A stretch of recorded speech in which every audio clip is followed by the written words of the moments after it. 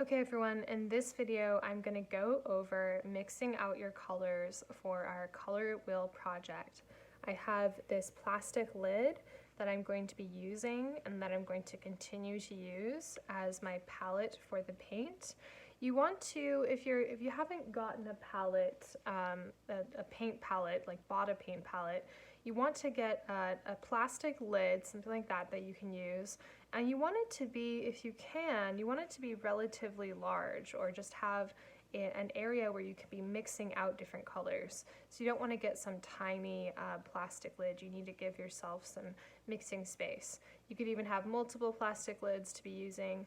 And remember, with gouache, once we put it out here, have the paint out, we can continue to use it even after it dries. It's resoluble, meaning you can just take some water, add some water back into it with one of your brushes, and it's going to be usable again. So let's get started. So we're going to pull out our gouache set, okay? And for the core colors within our color wheel, we are only going to be mixing these colors using the primary colors within this set. So what we're going to use as our primary colors, okay, I'm going to grab those out. Going to be using this nice bright yellow, it's a lemon yellow, okay. We're going to be using this deep rose. This will function as our red, so our red, which is another primary color, yellow, red.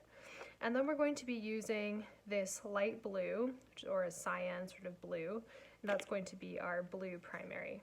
So we're going to start with just those colors. We're going to put our other colors away for the moment. You of course can use those for other painting projects and for some parts of your color wheel. So with this color wheel, with these colors inside of here, we're just going to be using the primaries and the colors we can mix from the primaries. Outside of that, within this part of the composition, you can start to open up your palette a bit if you wish. Okay, so what we're going to do is we're going to put our primaries up here, okay, and then we'll be mixing out our secondary colors, so orange, green, purple in this next layer, and then we're going to mix our intermediate colors down from there. Okay, so let's start out by putting some yellow right there. Okay. And I'm going to set that aside for the moment. I may need to get more later, so I'll just set it right there. Okay, we're going to put our red or our deep rose right here. And our cyan blue right here. So what we want to do, we want to approach this color mixing in a strategic way. So I'm going to be showing you how to do that. Now you have this collection of relatively small brushes. This is called a round brush, so it comes to a point like that. You can kind of twirl it around in the paint. You want to get your largest round brush that you have within this set. We're going to use that to mix our colors. And you also want some paper towels nearby and handy to be using, as well as a container of clean water, which is going to quickly start to get some paint in it. So we'll need that to clean our brush in between mixing colors. Okay, so I'm going to start by taking some of this yellow. I'm going to place some yellow right there. Okay, I'm going to be combining this yellow and this deep rose or red to make an orange. Okay, over here I'll be combining the red and the blue to make a purple. Now I'm also going to take some yellow and put some of this yellow right here. Okay, and I'm going to do that because I'll be thinking of combining yellow and blue to make a green right in there. Okay. All right, so I want to try to take the brush, twirl off as much of that pigment as possible. Okay, and then before I go into my red to make my orange, I'm going to clean off my brush in the water and also wipe it off. So I want to make sure before I go back into this other pile of paint that I'm not contaminating it with this other color. Okay, so you want to be washing your brush in between mixing various colors. All right, so I'm going to start to put some of this red down and a little bit more. Now I'm going to start with this. The aim here is to mix an orange that is right in between this yellow and this red. And then we'll be taking this orange and using it to mix out these other variations of oranges, a yellow orange and a red orange. So start to mix those together. I'm also going to get a little bit of water on my brush. That's going to help these mix together more easily.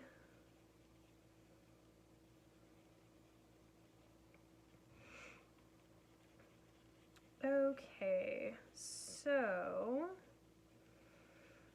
this orange is looking pretty good, though I do think that it could go a little bit more yellow. It's looking a little bit too red-orange to me. So again, I'm going to try to twist off as much of that paint back onto the palette as possible. I can wipe it off on my paper towel and then again clean my brush. Okay, so now I'm going to go back, grab more yellow on my brush, and I think this should be good to get it to be more of a secondary orange. Again, getting a little bit of water. It's going to help these mix together. And make sure you're fully mixing these colors together. You don't want to get clumps of one color as you go to paint this out.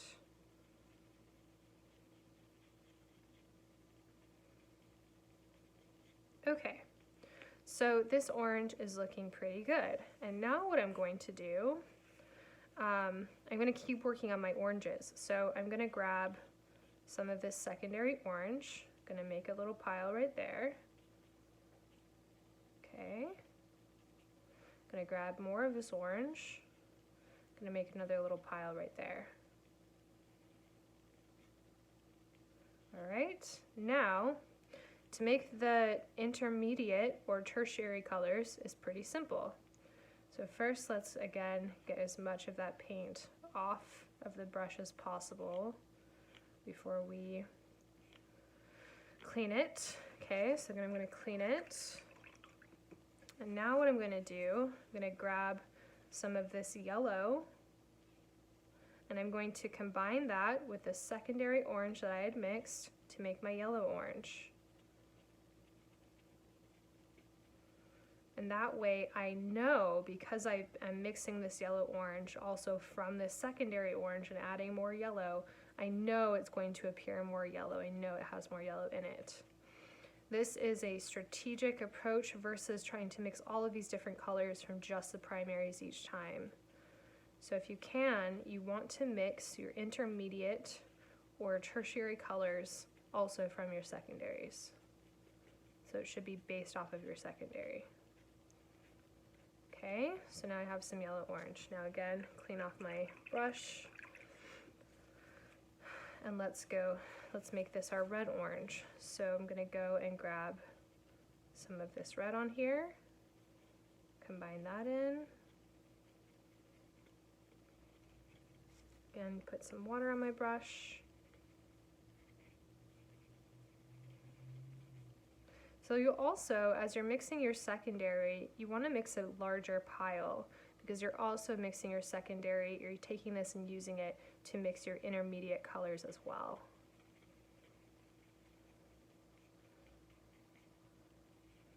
Okay.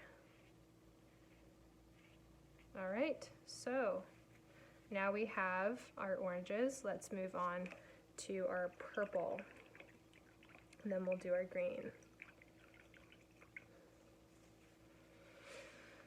The green will get a little bit cramped over here, but that's okay. So let's take some of this rose or red. The rose is functioning as our red. Okay. Getting that off of our brush. And again, cleaning the brush so we're not contaminating our other pile of paint. Okay. Now grabbing some of this blue. Okay. And then I also need blue for this green over here. So I'm going to go ahead and just place some of that blue down. Not going to mix that right now, because I want to do my purples first. But since I already had blue on my brush, I can also place that there. Okay, so now the purples, let's mix this together. Let's get a little water on our brush too. Okay, so that blue is quite powerful. It's kind of overwhelmed the rose a little bit, it seems. Let's keep mixing, but I'm likely going to have to add more of the rose or our red color to this. So this is looking like a nice blue violet, but we want to start with just our violet or our purple. So this also becomes a lesson in how different colors have different strengths. So this blue has, it seems, quite the tinting strength, so it's pretty powerful. So when you combine it with another color, it can kind of overwhelm it. So we probably would want to add a little bit less blue next time. Okay, let's add a little bit more of our rose into there. So again, cleaning the brush, lots of brush cleaning. Let's grab a lump of our red and bring that into this purple. Again, use a little bit of water on your brush to help you mix. You don't want this to be super watery right now. You just want it to help you mix the paint. So I'm just tapping my brush down into the water. Makes it a little bit more fluid.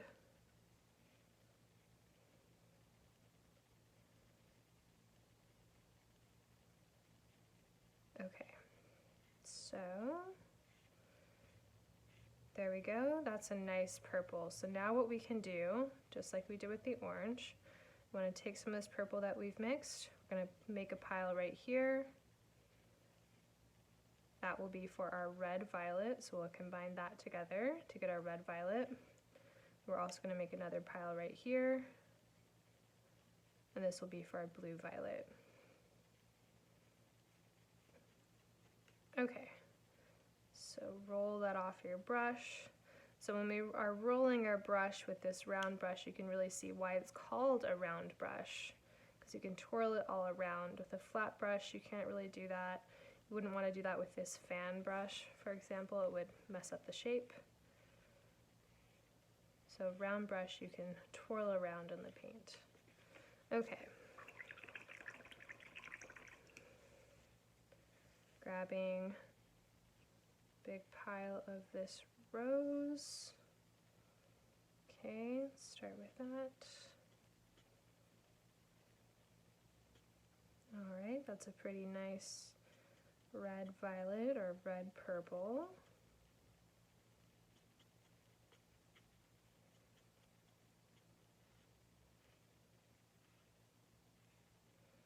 Okay. One other thing I wanted to mention, I put this plastic transparent palette down on top of my white paper, and that helps me see what these colors would look like on top of this white. So if you have something that's transparent, try to put something white underneath it, even just one of your sheets of watercolor paper, and that way you can accurately gauge what those colors will look like. You would want to avoid putting it on top of just, say, like a brown tabletop. It's going to make you see the colors differently. Okay, so now let's do our blue violet. We're going to grab some of this blue, maybe a little bit less since it's kind of powerful. Okay, we're going to add that to this. Alright, and there is a nice blue violet.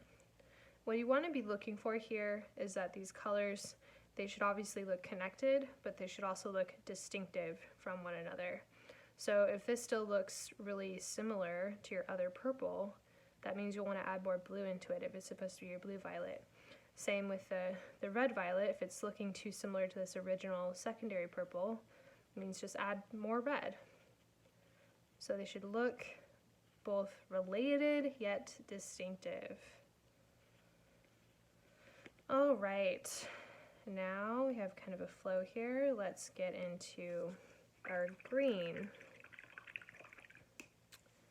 So we already have the piles here.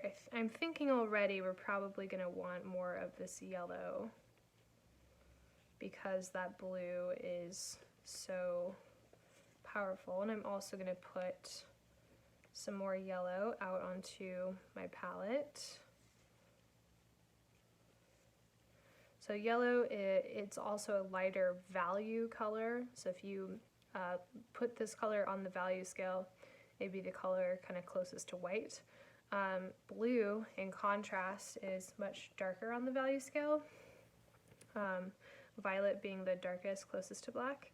So those darker colors can also have a tendency to overwhelm the lighter colors when you're mixing them together. Okay, so let's try this. Again, we're aiming for a color that's right in between that kind of secondary green. This is looking pretty good.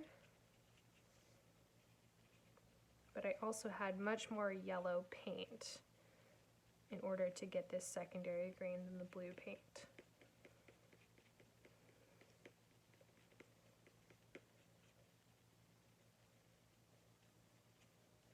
Okay, that looks pretty nice. Now, I'll make 2 piles going in this line. So I'll do 1 pile of my green here, and another pile of my green right here. Be sure not to mix it in with these other colors. You're going to start to get a brown if that happens. So you want to avoid that, at least with the colors you're placing in your color wheel. You could mix browns if you wanted to for the outside of the color wheel.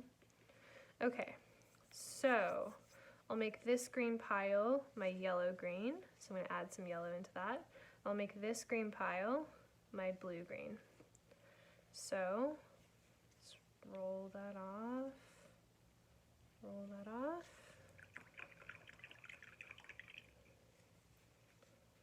Okay. Grabbing some yellow here.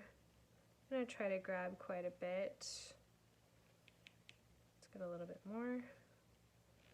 Okay, let's try that.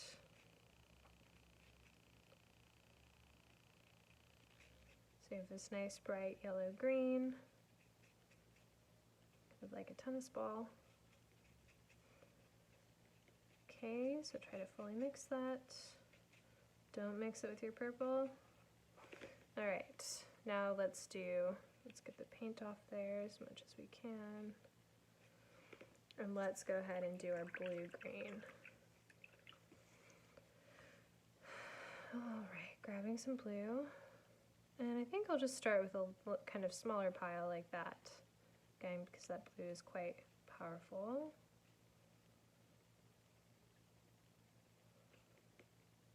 Maybe a little bit more blue here. So I'm just going to wipe this off and grab some more blue.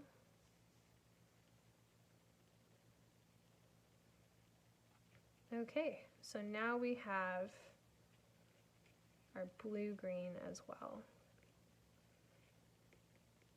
Okay, so that is how to approach mixing out your secondary colors and your tertiary colors from your primaries. So start with those secondaries, and then from the secondaries, you're going to be mixing out your intermediate or your tertiary colors.